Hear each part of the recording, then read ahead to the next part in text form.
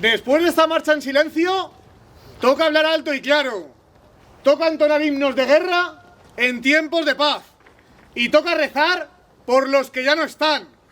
Porque no hay nada peor para los muertos que el olvido. Por eso, porque no les olvidamos, 80 años después, estamos hoy aquí.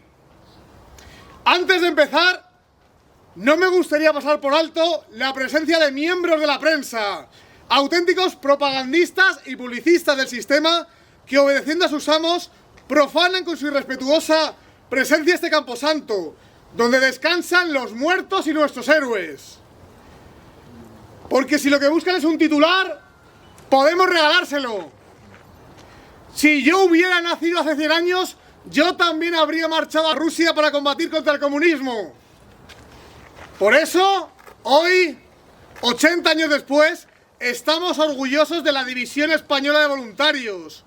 Por eso, hoy, recordamos el 80 aniversario de la batalla de Krasnivor.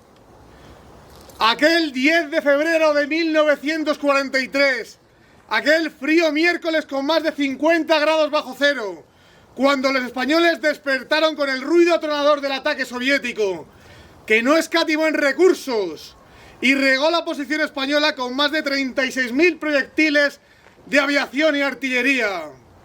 Cerca de 1 millar de bajas durante las primeras horas. Había comenzado la Operación Estrella Polar. Pensó el alto mando soviético que, atacando la posición más débil, conseguiría abrir una brecha en el frente de Leningrado. Pensó que una posición defendida por apenas 5.000 soldados era el punto más débil del frente.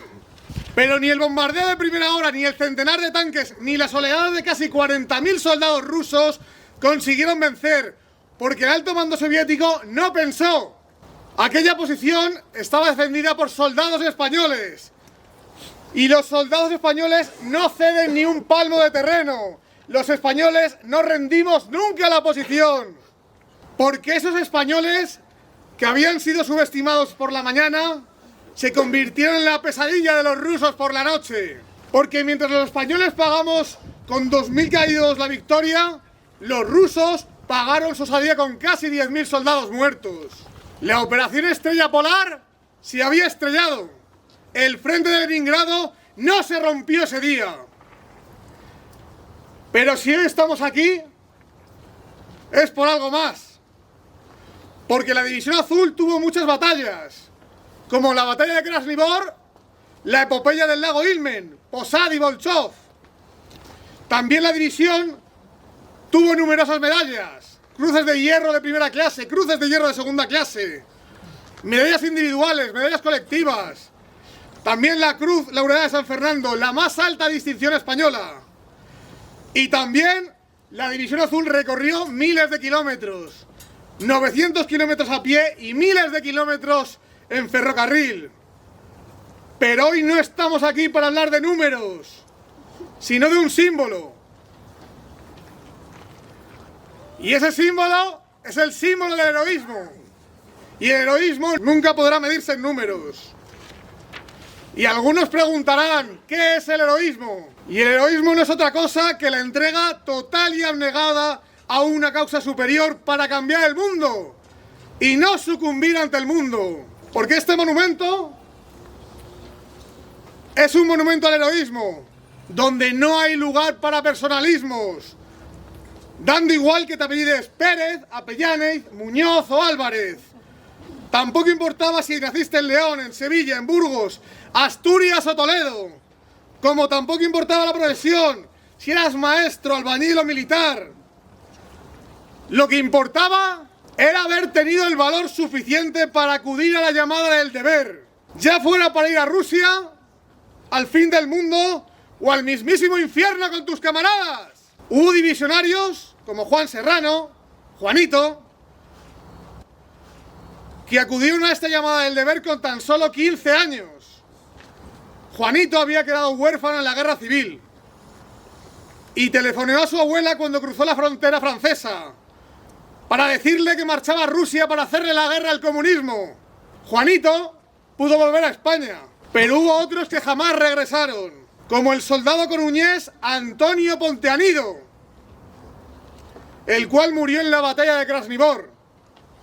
Durante esta batalla, Antonio Pontanido presenció cómo un tanque ruso se disponía a abrir fuego sobre una posición repleta de divisionarios heridos. Y Antonio Pontanido no se lo pensó dos veces y corrió hacia el tanque para pegarle una mina. Pero por aquel entonces, los tanques rusos venían ya con pintura antimagnética y la mina no se pegaba al tanque. Por lo que el soldado coruñés tomó la determinación de activarla manualmente, volando así el tanque por los aires y salvando así a sus camaradas heridos. Volando también el divisionario La Eternidad, más mayor que los anteriores, pero con la misma heroica determinación, tenemos al capitán Palacios, hecho prisionero en Krasnivor, inmortalizando en Embajadores en el Infierno cómo la camaradería y cómo la fe hicieron resistir el cautiverio de los españoles. El capitán Palacios marchó a Rusia dejando en España a su amada. Y cuando fue hecho cautivo, no dejó de pensar ni un solo día, ni una sola noche en su Dulcinea.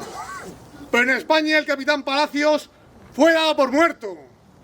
Y su entonces novia acabaría desposándose con otro hombre. Pero casualidades del destino, cuando el capitán Palacios volvió a España en el Semíramis, 11 años después, la que antaño fue su novia había quedado viuda. Y este Quijote, que le había hecho la guerra a gigantes de acero, acabó sus aventuras con un final feliz, casándose con la dama en la que pensaba siendo cautivo en Rusia. Estos ejemplos de heroísmo son solo una pequeña parte del legado de la División Azul, un legado común también a otros países europeos. Porque cuando llamó el espíritu de cruzada, junto a alemanes, españoles e italianos, también combatieron franceses, croatas, húngaros, rumanos, soldados de toda Europa que se unieron en las trincheras para luchar contra el comunismo. El mal de su tiempo. Pero hoy como ayer, el mal vuelve a alargar su tenebrosa sombra sobre nosotros.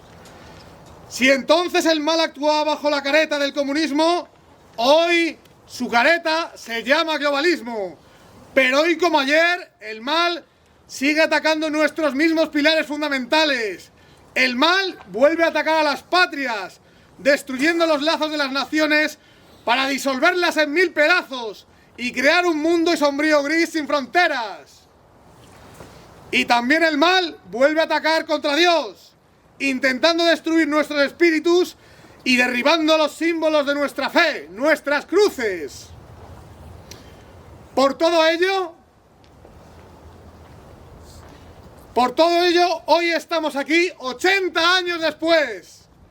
Y quedamos pocos, quedamos muy pocos.